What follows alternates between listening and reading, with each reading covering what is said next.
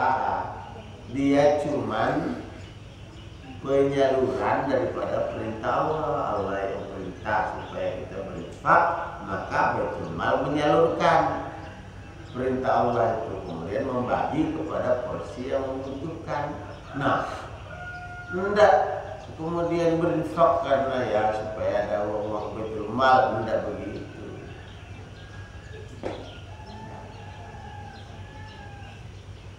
Berharaplah untuk hari pembalasan. Terus yang membuat orang masuk neraka jahanam lagi itu wa kadzabu bi ayatina kidzaba, dan dia mendustakan ayat-ayat kami, tanda-tanda kebesaran kami dengan sedemikian rupa.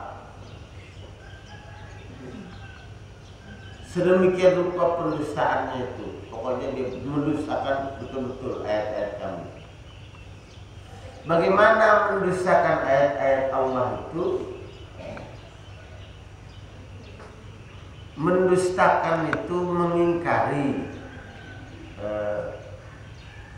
berlaku seolah berlaku seperti pendusta. Itu mendustakan. Maka kalau dia dapat rezeki itu dari siapa? Yakin? Yakin. Kalau yakin rezeki dari Allah, maka hak Allah dikeluarkan. Tapi kalau dia tidak mengeluarkan hak Allah, maka dia dusta. Dia mendustakan bahwa rezeki itu adalah dari Allah, maka dia tidak keluarkan hak Allah. Nah, maka jadilah dia pendusta, mendustakan ayat-ayat Allah.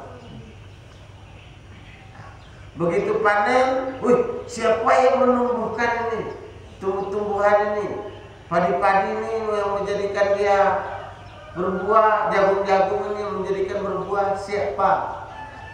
Oh, itu kan karena kehebatan saya sendiri. Belum apa-apa sudah dia berdusta.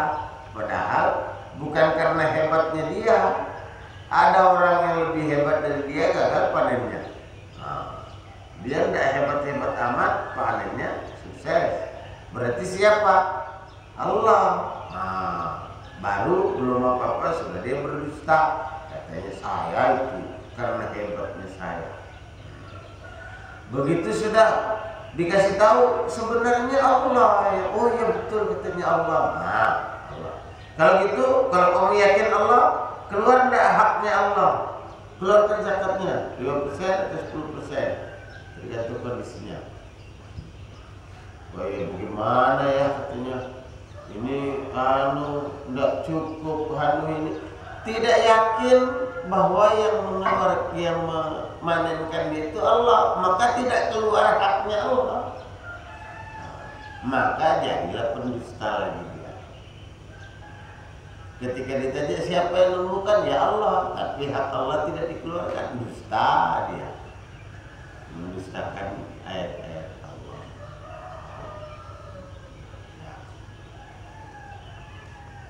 Ayat-ayat dunia didustakan. Apalagi yang dia dustakan itu ayat-ayat Qur'aniyah, ayat-ayat tentang yang ada di dalam Al-Quran. Ayat-ayat dalam Al-Quran yang memerintahkan dia sholat, memerintahkan dia berhukum dengan hukum Allah, dia dustakan. Maka sudahlah, labithina fiha aqaba, dia akan tinggal di neraka jahanam itu berpuluh-puluh windu.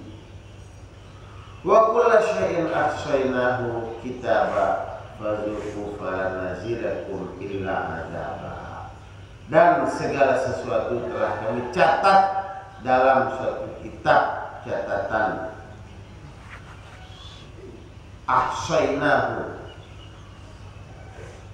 wa kullu syai'in ahsaynahu, segala sesuatu kamu sudah hitung.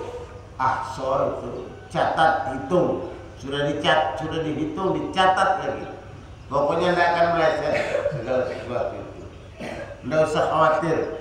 Wahai orang-orang yang zalim, tidak usah khawatir, pasti akan dibalas.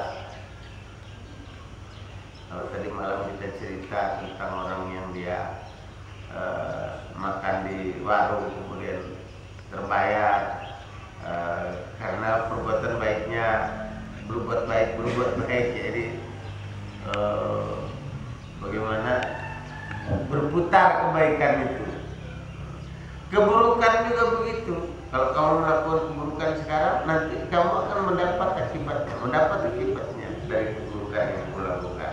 Karena kulla syai'in ahsaynahu kitaba. Semua kami sudah hitung, kami sudah catat. Fadzuqu falan nazidakum illa adzaba. Maka karena itu rasakanlah, maka tidak ada yang akan kami tambahkan kepadamu selain azab. Alhamdulillah, demikian peringatan tentang neraka yang kadang-kadang tidak banyak diceritakan. Orang itu tidak takut kepada neraka karena sedikit menerangkan tentang neraka.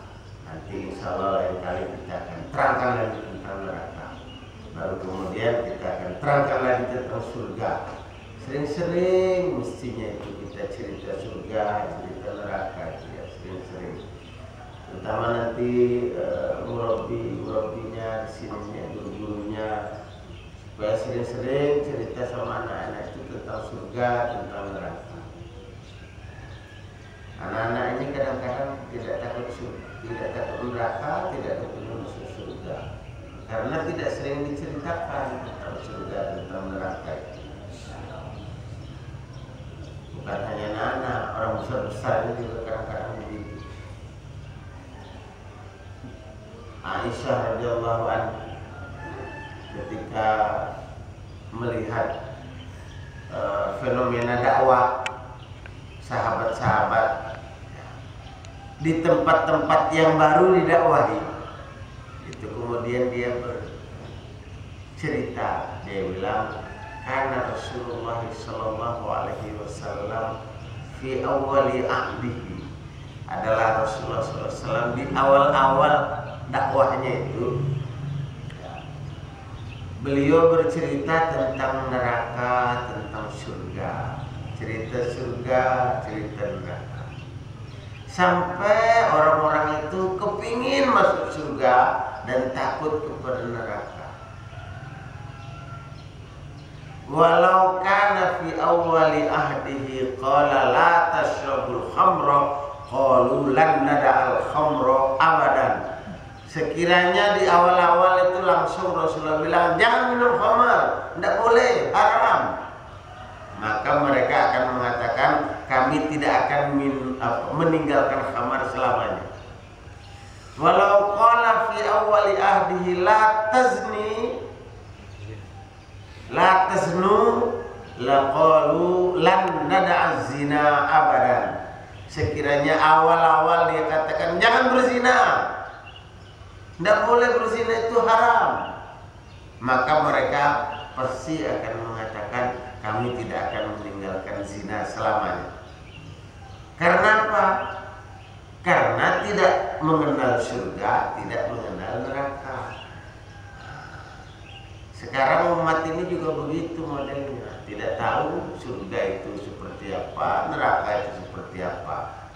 Kalau ditakut-takutkan kepada neraka, apa dia bilang? Biar sudah saya masuk neraka. Dia tidak tahu neraka itu seperti apa. Biar sudah masuk neraka, apa boleh buat sudah? Kesian. Dia belum tahu, maka perlu dikasih tahu. Rasulullah itu bertahun-tahun itu memberitakan tentang surga, tentang neraka dulu. Tidak langsung pada hukum. Hukumnya mencuri begini, hukumnya minum khamar begini, hukumnya zina begini. Tidak. Kita ini lain. Belum orang takut kepada neraka, sudah yang dibahas ujung sarung yang isbal. Sudah dibahas ini, telunjuk ini bergerak ke pundak.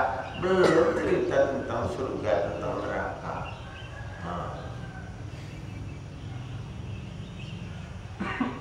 Seperti itu ya, insyaallah. Baiklah, demikian kajian subuh kita, mudah-mudahan bermanfaat. Assalamualaikum warahmatullahi wabarakatuh.